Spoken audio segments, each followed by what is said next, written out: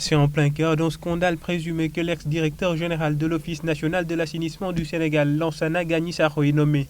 Le délégué du personnel l'accuse d'avoir frauduleusement signé des contrats de travail antidatés.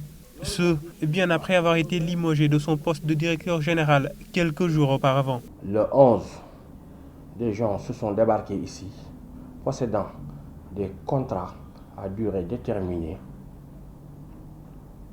de l'ONAS, signés par le directeur général de l'ONAS, et que ces contrats ne sont pas valables. Vu que le décret est tombé, il n'est plus le directeur général de l'ONAS, vraiment, on ne peut pas accepter qu'il nous signe des contrats. À la direction de l'ONAS, un des responsables des ressources humaines porte la réplique. Sous le couvert de l'anonymat, il démente toutes les accusations portées par Maniang Diaw et compagnie. Les contrats dont les délégués du personnel parlent, c'est des contrats qui ont été signés bien avant le départ de M. Sakho.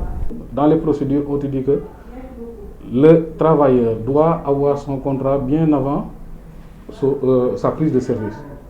Donc tous les contrats que nous le faisons bien avant la prise de service de l'agent.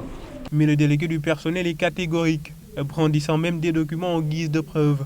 Sur celui-ci, par exemple, l'embauche est bien datée, le 11 janvier 2021. Voilà quelques contrats que nous avons sous les yeux ici, qu'on va mettre à la disposition de la presse et à l'opinion, qui montrent qu'il y a des contrats à ONAS qui ont été signés le 11 janvier 2021, après la date de limogeage de M. Lansana Gagny Sakho.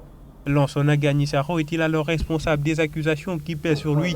Quoi qu'il en soit, c'est au moins la deuxième fois qu'il est cité dans des affaires douteuses. En janvier 2020, l'ex-DG de l'ONAS était impliqué dans un scandale présumé, accusé d'une escroquerie foncière à 600 millions de francs CFA.